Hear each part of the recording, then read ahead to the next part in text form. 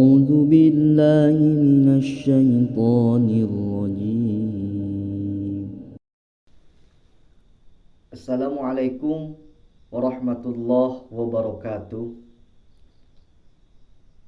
Perkenalkan, saya Roni Awaludin, salah satu mahasiswa Institut Nahdlatul Ulama Ciamis, program studi bimbingan konseling Islam.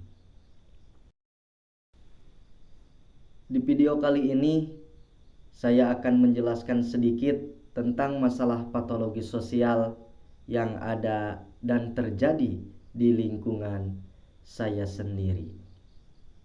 Untuk itu, tetap di channel ini. Baik, yang pertama ada patologi sosial atau masalah sosial yang berkaitan dengan kenakalan remaja. Kenakalan remaja adalah segala perbuatan melanggar aturan dalam masyarakat yang dilakukan oleh remaja. Ada beberapa contoh kenakalan remaja, di antaranya berkelahi, keluyuran, bolos sekolah, pergi dari rumah tanpa pamit, berkendara tanpa SIM, mabuk-mabukan, tawuran, balap liar, penyalahgunaan obat-obatan, hubungan seks bebas, pencurian, pemerkosaan, dan pembunuhan. Untuk selanjutnya, perilaku kenakalan remaja bisa disebabkan oleh dua faktor. Yang pertama, faktor internal, yaitu dari diri remajanya sendiri. Pada faktor internal, kenakalan remaja dapat disebabkan oleh beberapa sebab. Yang pertama, krisis identitas, yaitu di mana mereka mempertanyakan dan mencari jati dirinya sendiri. Namun, kegagalan mencari jati diri ini menyebabkan remaja melakukan berbagai kenakalan. Sebab yang kedua, kontrol diri yang lemah. Kenakalan remaja juga dapat terjadi akibat kontrol diri yang lemah, di mana mereka tidak dapat mampu mengendalikan dirinya untuk menghindari perilaku nakal. Meski sudah mengetahui bahwa hal tersebut sebaiknya tidak dilakukan. Faktor yang kedua yaitu faktor eksternal. Pada faktor eksternal ini adalah faktor dari luar yang bisa menyebabkan kenakalan remaja.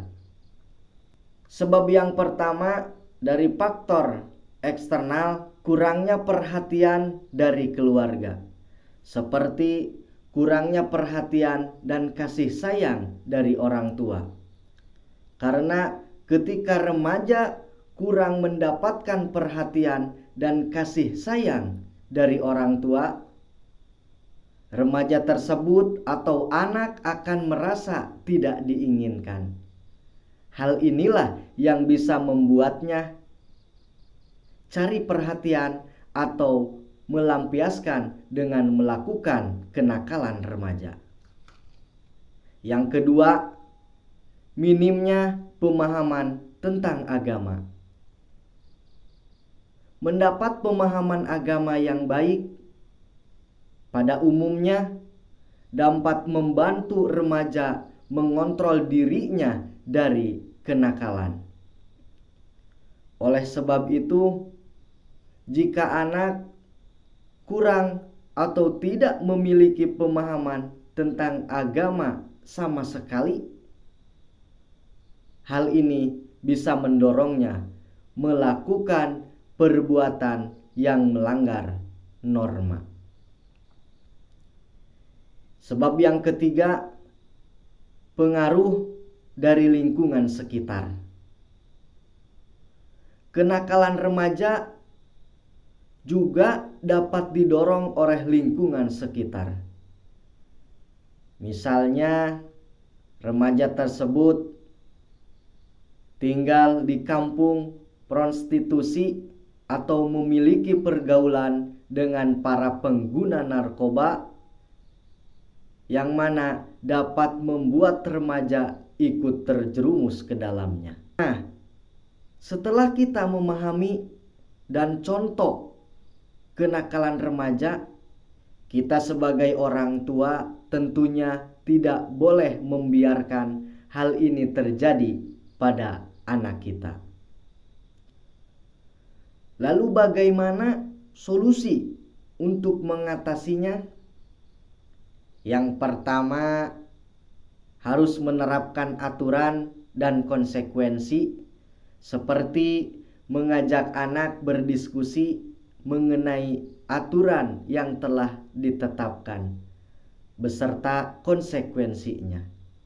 Kemudian, berikan ia pengertian bahwa aturan tersebut dapat melindunginya dari perbuatan yang akan merugikan dirinya sendiri. Yang kedua, tanyakan apa yang terjadi padanya. Ketika anak melakukan kenakalan, orang tua cenderung akan menghakimi si anak tersebut. Namun, sebaiknya orang tua tanyakan terlebih dahulu pada anak mengenai apa yang terjadi sebenarnya. Karena hal ini akan membantu kita memahaminya. Yang ketiga, luangkan waktu berserta anak. Karena terkadang sebagian orang tua tidak memiliki waktu yang cukup untuk anak. Padahal ia membutuhkan perhatian dan kasih sayang dari orang tua. Jadi, luangkanlah waktu untuk mendengarkannya bercerita dan memberi solusi atau masalah yang dihadapinya. Yang keempat, menghindari bersikap kasar dan mencela anak. Karena bersikap kasar dan mencela anak hanya akan membuatnya menjauhi kita. Apalagi remaja memiliki perasaan yang lebih mudah tersinggung. Untuk masalah patologi selanjutnya, yaitu kemiskinan. Kemiskinan dapat diartikan sebagai suatu keadaan di mana seseorang tidak sanggup memelihara dirinya sesuai taraf kehidupan kelompok dan tidak mampu memanfaatkan tenaga mental maupun fisiknya dalam kelompok tersebut. Untuk solusinya, agar kemiskinan dapat berkurang, yang pertama, pemerintah harus mampu menciptakan lapangan kerja yang mampu menyerap tenaga kerja, sehingga pengangguran penyebab kemiskinan bisa berkurang. Yang kedua, mendirikan BLK atau Balai Latihan Kerja bagi orang yang kurang mampu, sehingga memiliki bekal yang cukup untuk maju di dunia usaha. Yang ketiga, memberi subsidi bagi orang yang tidak mampu seperti BLT. Yang keempat, menarik minat pengangguran dengan menaikkan upah minimum sehingga mereka berhasrat untuk bekerja. Masalah patologi yang ketiga yaitu perjudian. Menurut pendapat Kartini Kartono dalam bukunya yang berjudul Patologi Sosial,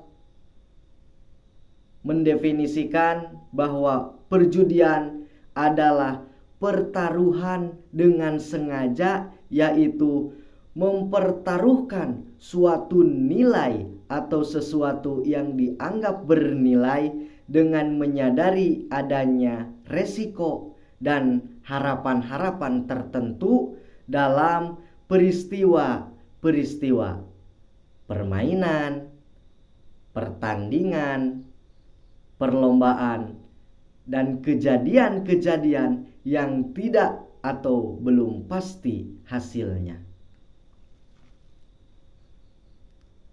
Nah, jadi perjudian ini sangat mengganggu sekali, terutama kalau ada perjudian di lingkungan tempat tinggal kita sendiri.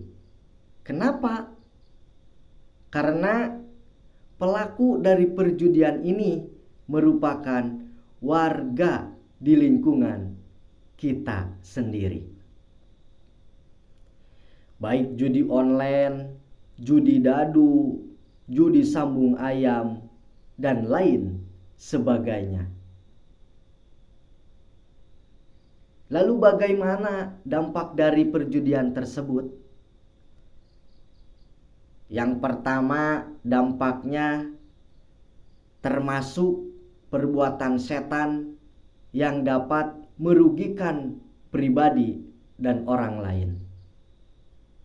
Yang kedua, merugikan ekonomi karena ketidakpastian usaha yang mereka lakukan dan dapat menimbulkan permasalahan dan kedengkian.